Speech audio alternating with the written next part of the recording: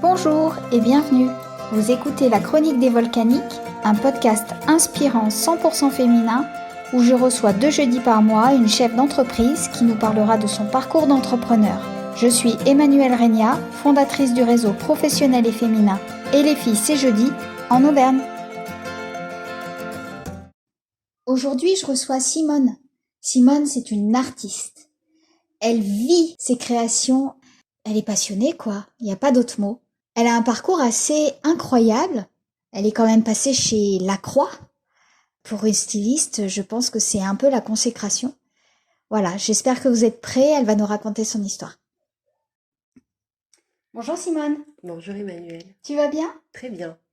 Je suis ravie de t'accueillir sur ce podcast. Ça fait super longtemps qu'on se connaît. J'ai l'impression que tu étais là depuis le début du réseau. Tu nous diras peut-être tout à l'heure si tu te souviens. Est-ce que tu peux te présenter, s'il te plaît? Alors, je suis Simone Veloso, créatrice en prêt-à-porter et en bijoux textiles. Voilà, j'ai créé ma marque en 2010 et vraiment l'identité de la marque Simone Veloso a pris son élan en 2014. Ok. Est-ce que tu peux nous expliquer ce que tu as fait comme études et si tu as eu des expériences salariées? Alors, mes études, donc j'étais très jeune, j'avais 12 ans quand on m'a demandé de choisir entre la cuisine et la couture. Donc j'ai D'accord. pris la couture. Souvenir de ma grand-mère qui était couturière et j'avais une admiration pour elle parce qu'elle coupait les vêtements sur son lit. Enfin, je trouvais ça incroyable. Donc, bah, moi, ça m'a tout de suite parlé, quoi, la couture. Euh, donc, j'ai fait une formation de 2 ans. Sur cette formation de 2 ans, j'ai une professeure qui a décelé en moi un potentiel et qui m'a amenée dans un lycée professionnel où là, bah, je suis restée 7 années jusqu'au bac artisanat et métier d'art. D'accord. L'envie d'aller plus loin parce que pendant mon cursus scolaire, je me suis rendu compte du potentiel du métier, notamment la haute couture et le sur-mesure et la créativité. Ouais. Donc là, je me suis lancée dans une année de modélisme à l'Académie internationale de coupe à Paris. Ok. Voilà, pour apprendre le modélisme et le vêtement, pour mieux comprendre la technicité du vêtement. D'accord. Et ensuite, bah, j'ai eu la chance de rentrer chez Lacroix. Donc je suis contente parce que c'est quelque chose qui s'est fait par moi-même, par C'est mon envie et incro- mon c'est ambition. incroyable. Ouais, je trouve ça génial l'expérience et surtout quand ça vient de soi. Ouais. Ah bah c'est Voilà, encore plus. c'est génial, Ouais. ouais. Donc j'ai eu un entretien et puis j'ai été prise, donc c'était super. T'avais quel âge? J'avais 21 ans. Ok. Et donc t'habitais Paris? Ben, j'ai étudié 1 an à Paris, donc mon expérience chez Lacroix était très courte parce que j'ai eu une proposition sur la région d'Auvergne avec un créateur qui malheureusement n'est plus parmi nous, mais qui s'appelait Laurent de Vangelis. Il me proposait de collaborer à ses côtés. Ok. Et comme j'étais amoureuse de mon mari et que j'avais aussi un choix de vie personnel à faire, n'est-ce Ouais. pas? Ben, je suis redescendue sur la région et très contente de l'avoir fait. Voilà, ça m'a permis de... Voilà, après, bon, j'ai eu des retournements parce que ben, forcément, j'ai été licenciée économiquement Par cette par cette personne? personne-là. Bon, voilà, mais ça m'a permis bah, de rentrer dans un travail salarié O- derrière. Ok. Voilà. D'accord. Est-ce que tu dirais qu'il y a eu un déclic quand tu as décidé d'entreprendre et de monter ton truc à toi? Ouais, j'ai eu un déclic parce que j'en ai eu marre d'avoir 3 licenciements à mon actif. Ah oui, 3 licenciements, ça fait beaucoup. Ouais, et je me suis dit, bah, c'est peut-être L'univers t'envoyait un message, je Ouais, pense. je suis sûre de ça. De dire, eh ben non, c'est le moment de s'installer. Je me suis installée en 2010. euh, voilà. Pourquoi ne pas l'avoir fait plus tôt? T'avais peur ou tu te sentais pas capable? Je pense que j'avais besoin de maturité, d'expérience, et même quand je me suis lancée, je suis un peu, c'est-à-dire que je vis un peu le jour, je me projette. Ouais, j'en avais peut-être pas le besoin tout de suite dans les médias. En fait, j'ai toujours travaillé, en fait, j'ai toujours fait de la créativité en étant salariée. Et là, quand Euh, tu as lancé ta boîte, t'étais encore salarié quelque part ou tu t'es lancé à Alors, 100%? quand je me suis lancée à 100%, mais j'ai dû retravailler derrière plusieurs fois, plusieurs reprises. D'accord? Pour Ouais. pouvoir maintenir à flot Le ton entreprise? budget, oui, déjà pour maintenir l'entreprise et puis surtout aussi pour le budget Familial? familial. D'accord. Voilà, j'avais aussi envie de mon indépendance en tant que femme et apporter ma part de gâteau. Ouais. Donc en fait, j'ai mené toujours les deux de front jusqu'à la fin de cette année-là. Tu le vivais comment, le fait de devoir repartir travailler en salariat? Je suis quelqu'un de très philosophe, donc je me dis que c'est pour un temps très court. Et je le prenais voilà, comme quelque chose de plutôt positif. Et puis j'aménageais aussi les horaires en fonction de mon activité. Ouais. Et tous les entrepreneurs qui m'ont pris savaient que j'étais créatrice et que j'avais ma propre boîte. Donc je pense que tous ceux qui m'ont embauchée savaient très bien que de toute façon, Ce serait sur le court terme. sur du court terme et que ça m'aiderait et que de toute façon j'avais mes idées et que Ouais, d'accord. et que ça bougerait pas. Donc ouais, vraiment. Non, non, ça a été voilà, c'était un plus pour moi. J'ai toujours parlé de ma créativité en premier, donc Ok. À quelle difficulté t'as été confrontée quand tu t'es lancée, justement, quand t'as créé ta boîte? Est-ce que t'étais sous quel statut? Comment ça s'est fait? alors j'étais auto-entrepreneur, je le suis toujours d'ailleurs. J'ai été suivie par la Chambre des métiers. Ouais, J'ai fait mon stage de formation en fin d'entreprise. J'ai été aidée aussi par d'autres organismes. Donc, quand je me suis lancée, j'ai pas trouvé de difficultés spécifique. spécifiques puisque j'avais eu un licenciement économique et j'avais les aides au chômage. Ouais, Et du coup, ça m'a permis de me lancer. d'accord. Voilà. Donc là-dessus, non, j'avais pas de problème là-dessus. Après, le souci financier, c'est toujours notre principal problème de toute façon, en tant que Mhm. chef d'entreprise. Donc c'est vrai que j'ai été travailler en amont à mi-temps Ok. à plusieurs reprises pour équilibrer ça et puis tenir la barre pour essayer de suivre mes idées, ma conviction et mon travail et mon aboutissement de travail. Mhm. Donc j'ai mené ça de front. Plus la maman et la vie de famille. Ah ouais, alors la vie de famille, c'est très important pour moi. L'équilibre familial, c'est une de mes priorités. Donc l'énergie principale pour moi, c'est l'équilibre familial et mes enfants. Une fois que tout le monde va bien, que tout le monde est serein et que moi je peux rouler derrière. Ouais, Voilà. Mais ça, l'équilibre familial, c'est ouais, c'est autant que l'entreprise, donc l'énergie et t'en as besoin ouais, il y en a d'énergie. beaucoup d'énergie là. Comment ton entourage a pris la nouvelle, justement, de ce lancement? Pas vraiment surpris. Enfin, en tout cas, Eduardo, pas du tout surpris. Au contraire, j'ai quelqu'un à côté qui m'encourage et qui m'épaule et qui m'aide à sa façon. Voilà. Après, ça prend du temps de créer sa propre marque, sa propre identité. Eh oui, parce que C'est très raconte-nous, long. du coup, ce que tu proposes. Et ben alors, dans ma ligne de prêt-à-porter, c'est plutôt une ligne, donc je construis hein, la ligne, hein, c'est-à-dire que c'est une ligne avec des matières nobles. L'idée de cette ligne, c'est de libérer le corps de la femme, voilà, qui s'adapte à tous les corps. Mhm. Donc, c'est une analyse qui est réfléchie, mais qui reste aussi intemporelle. Ouais, Voilà. Tout ce qui est la partie bijoux, textile, c'est donc une mixiture de mes métissages franco-portugais mhm. qui s'oriente aussi sur d'autres pays comme l'Amérique du Sud, le Mexique, les pays de l'Est, Mhm. l'Afrique.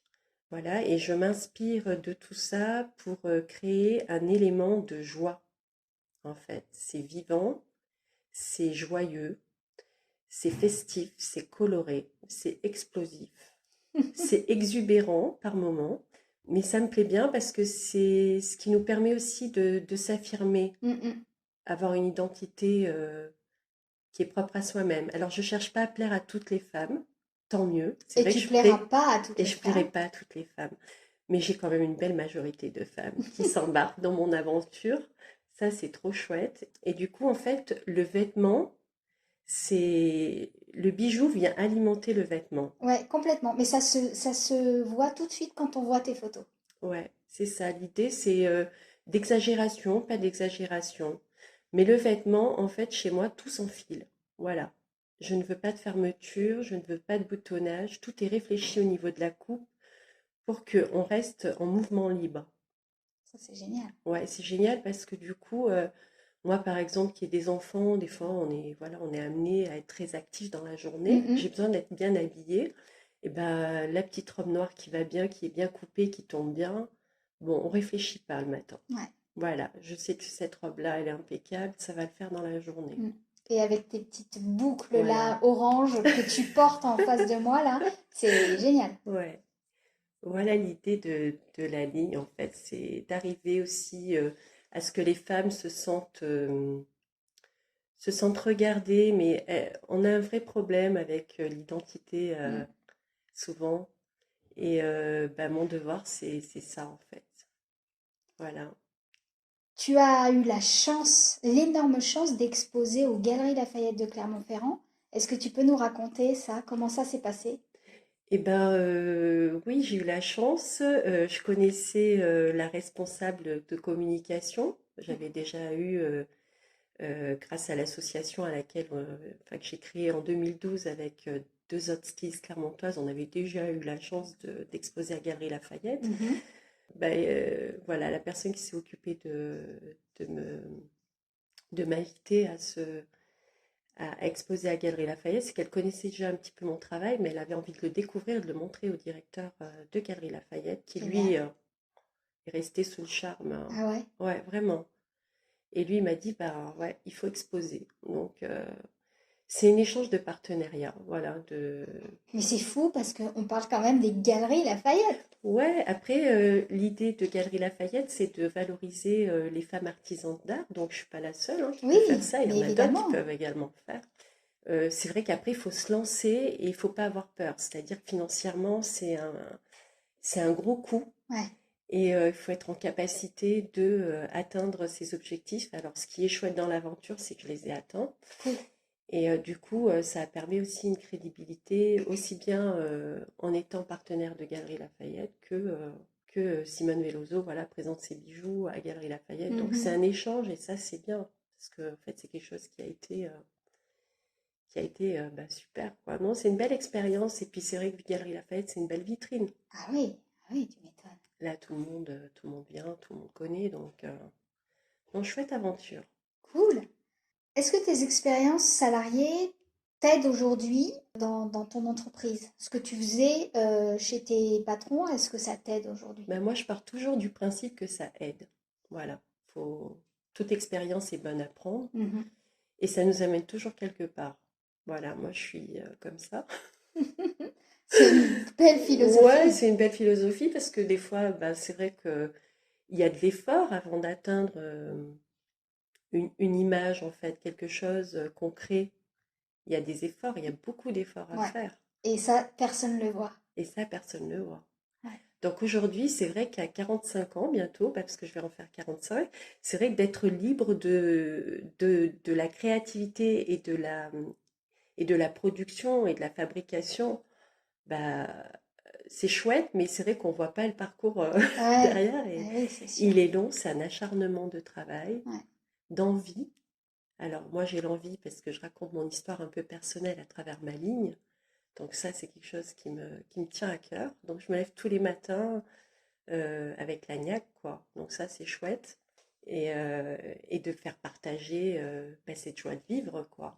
On Cette en parle, gaieté. on en parle souvent justement sur le podcast et c'est vrai que ce qui ressort, c'est que si tu as l'envie et si tu as, comme tu dis, la niaque et la passion La du passion, travail, ouais. et ben ça se fait quoi. Ouais, ça se fait, ça met des années, hein, parce que des fois on me dit, bah dis donc Simone, mais bon, j'ai pas lâché le bateau, parce que c'est vrai que il y a des entreprises, des fois, elles vont vite, et soit ça marche, soit ça se casse la figure. Ouais. Bon, bah, dans mon cas, je mets le temps, mais je construis des choses. Et construire les choses, ça prend du temps, Mhm. notamment l'identité d'une marque, les fournisseurs, avoir des fournisseurs fiables, Mhm. sur qui on peut compter, C'est sûr. la production, la commercialisation. La scénographie, quand il y a Des des expos à expositions, faire, ouais. donc on a tout ça à faire, à tout mettre en place. Les stocks, à gérer les stocks, puis la partie financière aussi de l'entreprise. Donc forcément, oui, ça amène à beaucoup de... Ça prend du temps. C'est quoi la définition d'une entrepreneur pour toi? Alors la définition d'une entrepreneur, c'est quelqu'un qui a l'envie, quoi. C'est ce qu'on disait, hein, Ouais. l'envie. Moi, je pense que l'envie, c'est le terme qui convient bien à l'entrepreneuse, quoi. C'est avoir l'énergie, la niaque, parce que c'est pas un long fleuve tranquille être entrepreneur, hein. Ça se saurait. Ça se saurait. Voilà, c'est l'envie. Moi, je pense que l'envie amène à beaucoup de choses. Mhm. Euh, on donne beaucoup d'énergie de soi, mais on a aussi beaucoup de retours. Mm. Et les gens sont là et nous attendent. Donc, ça aide, ça aussi, le retour. C'est sûr, ouais. Ça aide à avancer, en tout cas. Qu'est-ce que tu dirais à une fille qui nous écoute peut-être en ce moment et qui est en train de réfléchir à se lancer ou qui est sur le lancement de son entreprise?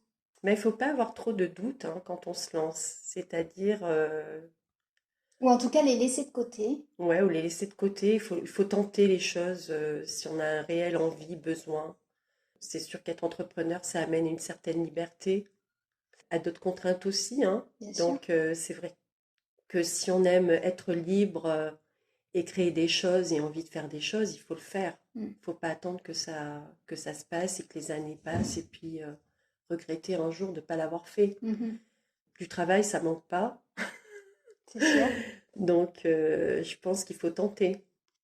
Tu fais partie du réseau depuis longtemps. Depuis quand, tu te souviens? Alors non, je me souviens pas, mauvaise là-dessus, mais depuis quasiment le début, je Ouais, je pense, pense ouais. aussi, ouais. Ça t'apporte Euh, quoi, le réseau? ben, je trouve que le réseau, c'est important. C'est déjà de ne pas rester seul, de s'entourer de femmes extraordinaires, parce que c'est le cas dans le réseau. J'ai des super rencontres avec qui je collabore, notamment Maïva Paul, Aline Maille-Georgette. Voilà, il y a plein de rencontres comme ça où on fait aussi travailler les filles du réseau, Mhm. notamment en assurance à Sandra aussi Texera. Donc c'est génial. Moi, le réseau, en fait, si vous voulez, ça me permet d'être réconfortée dans le choix des femmes que je vais faire dans le réseau aussi, pour Ouais. m'entourer, pour structurer mon entreprise aussi. Et la convivialité, le partage. Ouais, on rigole et puis on raconte, voilà, c'est trop drôle des fois. Mais c'est des super moments. Et puis moi, je me sens pas seule dans l'entreprise. Voilà, parce qu'on est quand même seul, souvent. Souvent. Donc ça permet aussi d'avoir une écoute si on a besoin de quelque chose. Voilà, c'est toujours c'est toujours bien d'avoir quelqu'un autour de soi à qui on peut parler de ses problèmes, de ses galères, mais de ses joies aussi, hein, parce que Oui. heureusement, il y en a plein. Ah oui, il y en a plein. Heureusement et heureusement qu'on les partage Ouais, aussi. ouais, Ouais. ouais, on les partage et ça, c'est chouette. Et puis regarde, on est ensemble là Bah oui. aujourd'hui. Donc ça, c'est trop bien. C'est trop bien de raconter son petit parcours. Est-ce que tu as une dernière chose à ajouter? Je pense que j'ai tout dit. Après, voilà, il faut pas hésiter. Celles qui ont envie de venir ouvrir la porte de l'atelier, là, l'atelier est sorti de terre. Donc normalement, il est prévu d'ici la fin de l'année. Eh bien, ce sera le mot de la Eh fin. ben génial. Merci, Emmanuel. Merci beaucoup, Simone. Ouais, de À rien. bientôt. À bientôt. Un grand merci d'avoir écouté cet épisode.